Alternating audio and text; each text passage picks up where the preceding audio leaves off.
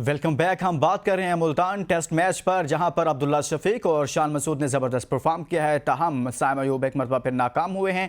इस पर हम बात कर रहे हैं, लेकिन आगे बढ़ने से पहले कुछ स्टैट्स हम आपके सामने रखेंगे। दोनों टीमों के कप्तान पाकिस्तान की तरफ से शान मसूद कैसा परफॉर्म करते रहे हैं, और इसी तरह से इंग्लैंड की तरफ से क्या परफॉर्मेंसेज सामने आई हैं। कुछ स्टैट्स हैं वो हम आपके सामने रखते हैं और दोनों की परफॉर्मेंसेज का जायज़ा लेते हैं कि दोनों कहाँ पर स्टैंड कर रहे हैं। और इन स्टैट्स की बुनियाद पर अगर देखा जाए तो शान मसूद को देखें तो मैचेस इनके 33 हैं, रन्स इनके 2025 हैं, एवरेज 28 की है, 10 50s की हैं इन्होंने और 500 की हैं। ये पाकिस्तान के कप्तान शान मसूद की परफॉर्मेंस है। और इसी तरह से हम दूसरी तरफ इंग्लैंड की तरफ से देखें तो ओली पॉप की परफॉर्मेंसेस को, मैचेस उनके 49 हैं, रन्स उनके 2881 हैं, एवरेज उनकी 35 की है और 13 50s की हैं, 700 हैं। मजमूई तौर पर देखा जाए तो दोनों जो हैं वो ज़बरदस्त हैं और एक दूसरे के 19-20 के फ़र्क के साथ मौजूद हैं। हमारे साथ सीनियर स्पोर्ट्स जर्नलिस्ट बदियुज़्ज़मान सर मौजूद हैं, उनसे बात करते हैं। सर, कैसे देखते हैं दोनों टीमों को? अगर देखा जाए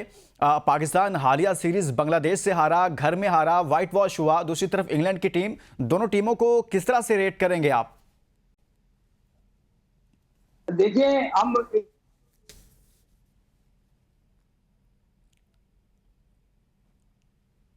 ये अगर बाहर मुल्कों में भी ऑस्ट्रेलिया इंग्लैंड से हार के आ जाए, जनूबी अफ्रीका न्यूजीलैंड से हार जाए और फिर पाकिस्तान में भी आ रहे हैं, तो फिर इन इंटरनेशनल खिलाड़ियों का फायदा क्या है जो कंडीशन को नहीं समझ नहीं पाते। जो अभी आप स्ट्रेस का जिक्र कर रहे थे, तो मैं आपको स्ट्रेस ये बताता हूँ कि लास्ट 19 इनिंग्स जो खेली थी शान मसूद ने, उसमें उसने 450 किए थे, 19 रन की उसकी एवरेज है। फिर 10 इनिंग्स में जो अब्दुल्ला शफीक ने 150 किया था और उसकी एवरेज भी जो है वो तकरीबन 20 रन की है। तो ये सेट के साथ आप एक टेस्ट क्रिकेट खिलाड़ियों को कप्तान भी बना देते हैं और उसको ओपन बल्लेबाजी भी करा देते हैं। तो मेरे ख्याल में इस टेस्ट मैच में अगर उन्होंने सेंचुरी की है तो इसे उनके स्टार के ऊपर नहीं आ जाएंगे। एक बंदा अगर 30 की एवरेज से टेस्ट क्रिकेट में रन कर रहा है और वो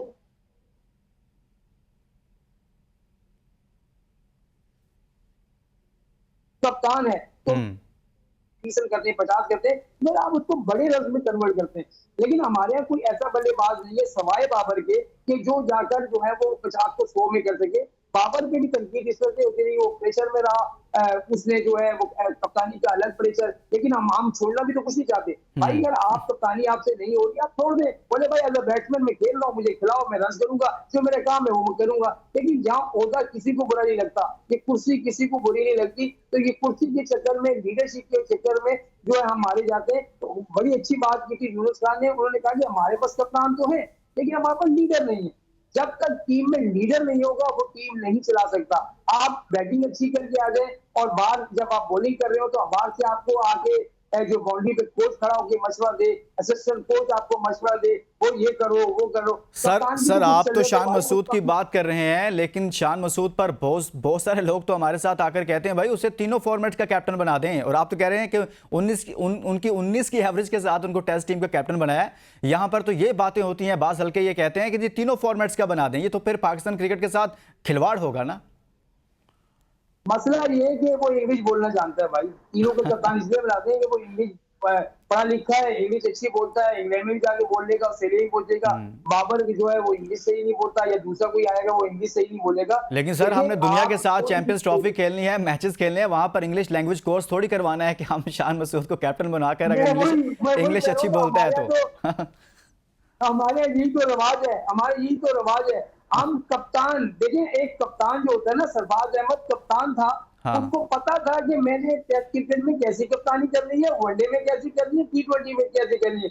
वो खुद कभी ऊपर आके उसने ये नहीं कहा कि मैं 3 नंबर चला जाऊं या 4 नंबर चला। जहाँ टीम परफॉर्म लड़का कर रहा होता था उसी नंबर पे भेज जाता था। हमारे यहाँ तो किसी को पता नहीं था, एक दिन वो 4 नंबर पे आ जाता है, दूसरे दिन वो 8वें नंबर पे बैटिंग कर रहा होता है। तो ये चीजें जो होती है, कप्तान बड़ी सोच समझ के अपनी प्लानिंग करता है, लेकिन कप्तान को मशवरे देने वाले head coach, assistant coach, manager, पता नहीं कौन कौन उनको मशवरे देता है। फिर ऊपर से आप 15 रुकनी टीम है, 15 रुकनी आपके साथ जो है वो कोचिंग स्टाफ बैठा होता है, तो किस लेकिन सर हमारे यहाँ तो जो ऐसी प्लानिंग सामने आ रही है, जो गुज़िश्ता 2-3 सालों से, 3-4 सालों से मैं देख रहा हूँ, हमारे कैप्टन्स की प्लानिंग ऐसी आती है कि कहीं पर हमारी जगह पर कोई ना आ जाए। उनकी मौसर प्लानिंग यही रही है, मुझे गेम में तो कहीं पर उनकी कोई प्लानिंग नजर नहीं आई, सिर्फ और सिर्फ यही रही है कि मेरी जगह पर कोई और ना आ जाए। ये मौसर प्लानिंग रही है, इस पर मैं जरूर सबको दाद देता हूँ।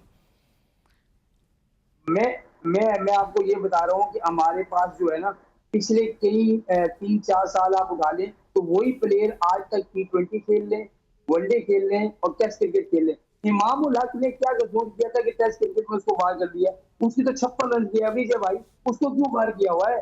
सबसे बड़ी बात ये है, या पसंद नापसंद, जो आपके पसंद में आ गया वो ठीक है, जो नापसंद हो गया वो बाहर हो गया।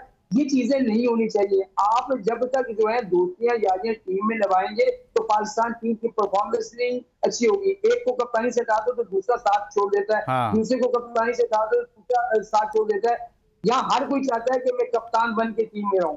मसला ये कप्तानी के नहीं होता, किसी कप्तान को आगे तो जाने दो। पाकिस्तान सबसे पहले है या कप्तान सबसे पहले है? सबसे पहले तो आप पाकिस्तान जीतेगा तो आप कप्तान रहेंगे ना, और तो पाकिस्तान को हरवाते रहेंगे तो पाकिस्तान आप कप्तान कैसे रहेंगे?